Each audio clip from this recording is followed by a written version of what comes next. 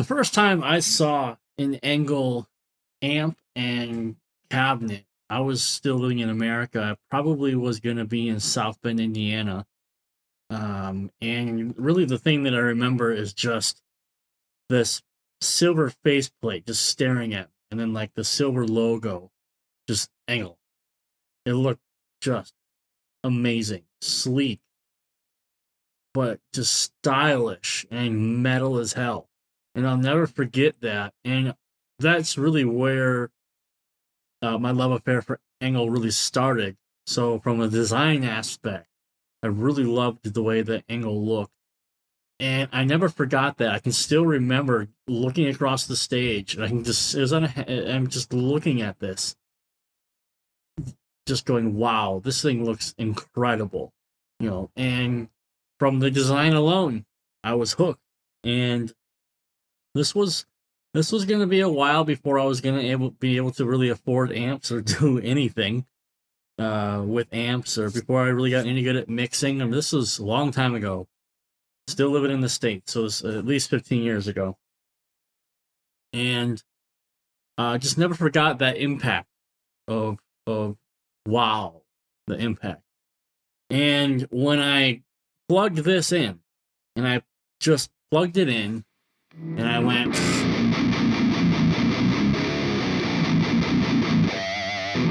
just started laughing. The same wow factor, the same, oh, you have got to be kidding me response. Just a guttural, primal laughing of how good this sounds and how amazing this is. And really just how fortunate and humbled I feel to be able to have an ENGL special edition sent here by ENGL for me to do a quick video. Now, this is not going to be a 45-minute quick rundown or a full rundown of the entire amp. We're not going to do that. I'm going to get another amp later, and then we'll go do a full rundown. I want to do full comparisons. I want to compare this to as many of my ENGL amps that I have, so I can A/B everything, but that'll be later. Today, let's see what this thing sounds like in a full-on mix, where we're doing quad-track rhythm guitars and drop A, we're doing melodic melody leads, and we're doing a solo, all with one amp, no boost pedals, using all the different channels to see what kind of result we can get. Check it out.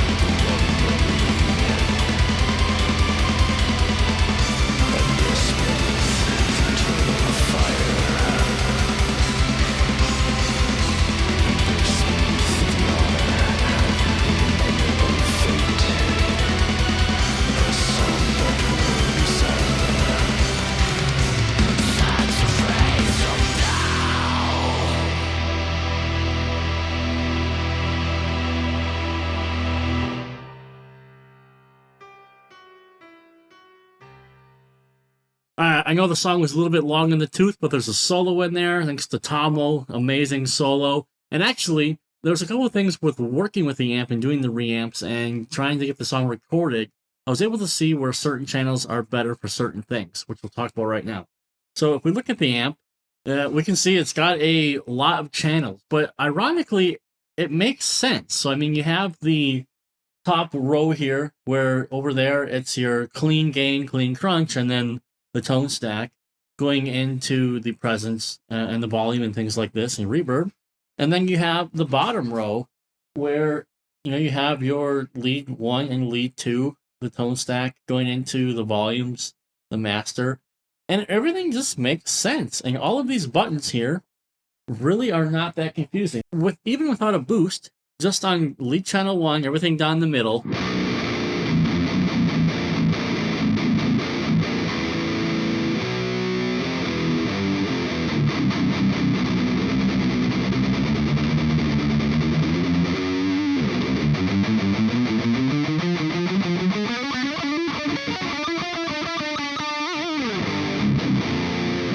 Look how articulated that is. No boost at all.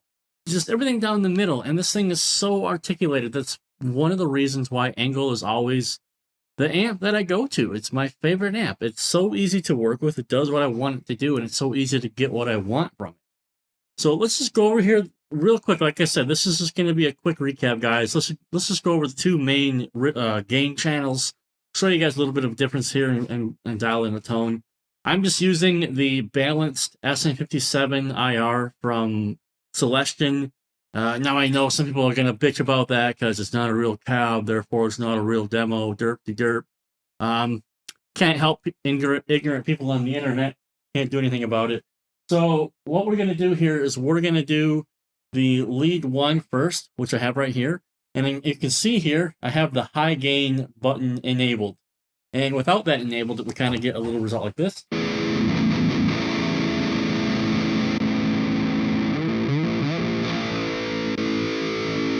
So there's a giant gain boost with having this button enabled.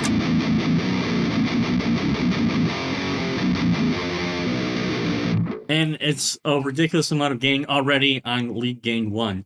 Or excuse me, lead gain 2. Now, lead gain 1 and lead gain 2 are mostly differently voiced. Let me show you what I mean.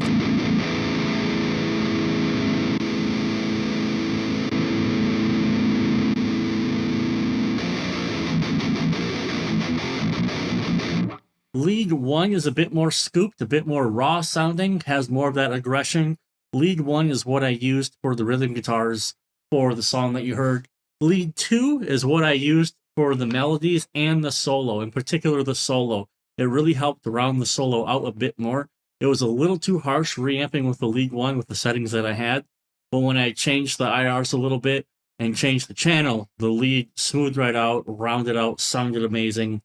Actually, I did a video reamping this song on my Patreon. So if you go on my Patreon, I do the full reamp. I show you exactly what I'm doing, my full thought process. But go ahead, join the Liquidator Squad, support the channel if you like what you see here, and I show you exactly how I reamp the song you just heard.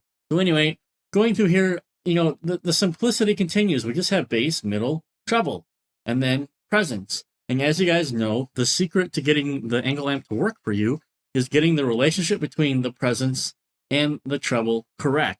All right, because you really want to get the amp to open up, and then just the way that the power amp with the presence and the preamp with the treble, how it works together, you can just get this perfect open sound that's not harsh, has a lot of presence. It's just the ENGL sound.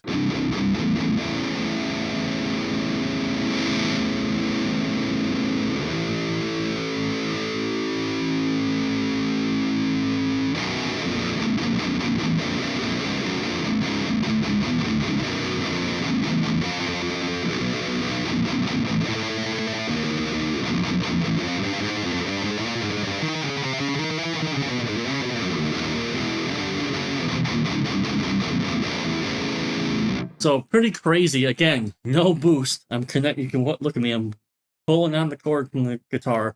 No boost. And how articulated that is. It's insane. Let's add a little bit more gain just because.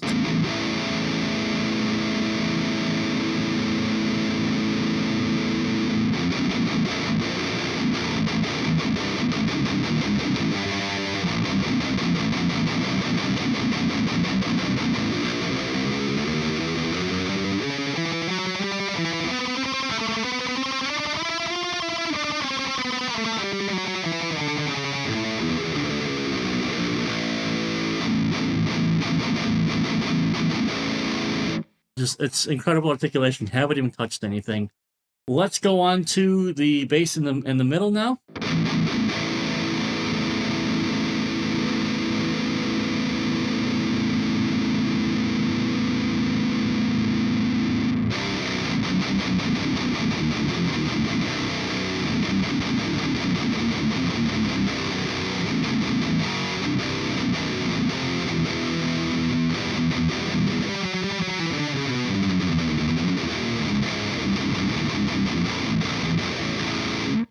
It's ridiculous. I mean, it's frankly ridiculous how good this sounds. I didn't even do anything like the contour or boosting the mids. There are some really cool things that they've done to the special edition here. For example, we can have the modern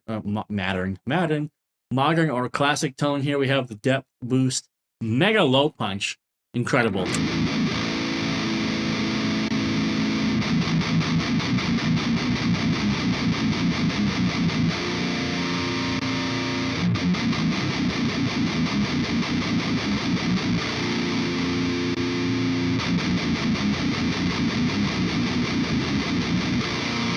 It's freaking ridiculous. It doesn't make the tone muddy. The low end is still compressed and tight and articulated, but the mega low punch, now your guitar tone just literally is punching you in the face. It's just thick and percussive.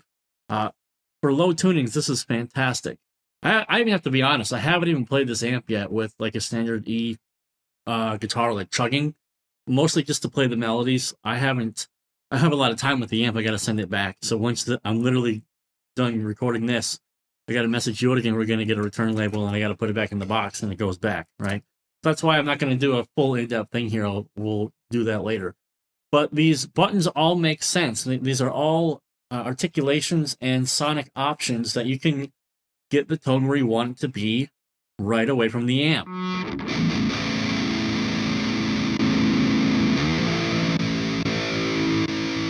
For example, let's say you like the aggressiveness of lead 1 more than lead 2, but you want just a little bit more of a mid bump, but you still want to reduce the mids, but you want to have more of a mid bump. There's the contour button right there. You can bump the mids, get what you want, pull the mids back, get a more of a full body tone that you might be looking for from the lead 1 channel, right?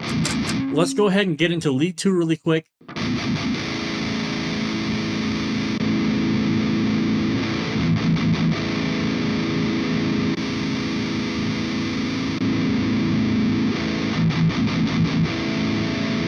So you can definitely hear that lead 2 is more smooth, a bit more body, mids, and low end right straight from the beginning. I found lead 2 to work perfectly for leads. And actually what I did is I put lead 2, I engaged the contour button there, and I engaged the depth boost.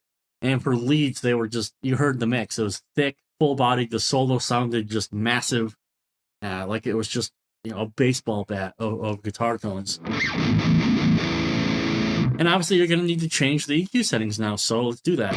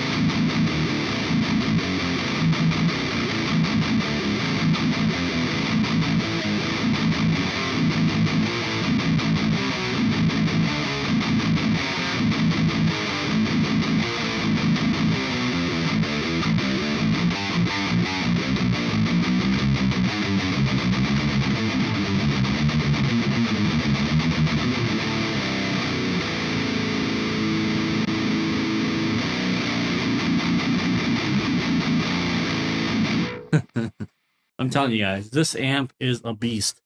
It's very articulated, very articulate. It's very well rounded. Like I say, I gotta send the amp back, so I can't spend a lot of extra time with the amp. But my first impressions are amazing. ENGL has knocked it out of the park. It's a good call bringing back the special edition. The special edition was one of those forever amps. If you were able to find it in good condition, not beat to hell, it was an amp that people hold on to. Same thing like with the Savage special edition. It's just one of those amps, or even if you don't play it, it might go in the box. It's not going anywhere. You're keeping it. ENGL have really outdone themselves here. I don't even know. I can't even tell you what I like more. I just need to sit down and do specific comparisons, which I will be doing next year with a lot of ENGL amps. Actually, got something cool coming up. I can't tell you what it is, but when I have the thing and I can talk about the thing, I will let you know about the thing. But the thing is awesome. Just trust me about the thing. Okay. So this is a quick just overview of the amp, really fast. It's a fucking amazing amp. You definitely should pre-order it if you have like extra things or extra amps that you don't use, and this is worth getting. Okay, it's really good. Hope you guys really enjoyed the video. If you like what I do here, you just saw the video. I'm moving to Hertz recording studio. I'm going to be working in their studio starting from November. If you want to keep seeing content on the channel, you can support me by, again, joining the Patreon where you get behind the scenes stuff. There's probably going to be a lot of behind the scenes stuff now at Hertz of me working there doing projects. You can also support by buying any of my training courses, for example, Mixing Death Metal, which is the newest one where we recorded drums at Hertz Studio, actually. And I mean, I'm going to go ahead and say it. I think that particular session and working on this product is one of the reasons that helped me get an invite to work at Hertz Recording Studio. So I'm pretty proud of that. Great course. A lot of people love it. And what am I forgetting? Oh, yeah. Just like and subscribe to the channel. That'd be awesome. All right. Leave a comment down below which amp you would like me to compare the special edition to first. Would you like me to compare it to the Savage? Would you like me, Mark II, would you like me to compare it to the Artist Edition? Maybe the Fireball, Powerball? Which amp do you want me to see, or do you want to see compared one-on-one direct comparison, special edition, which amp? You tell me in the comments, all right? And I'll definitely try to make it happen, okay? See you guys in the next video. Have a good one.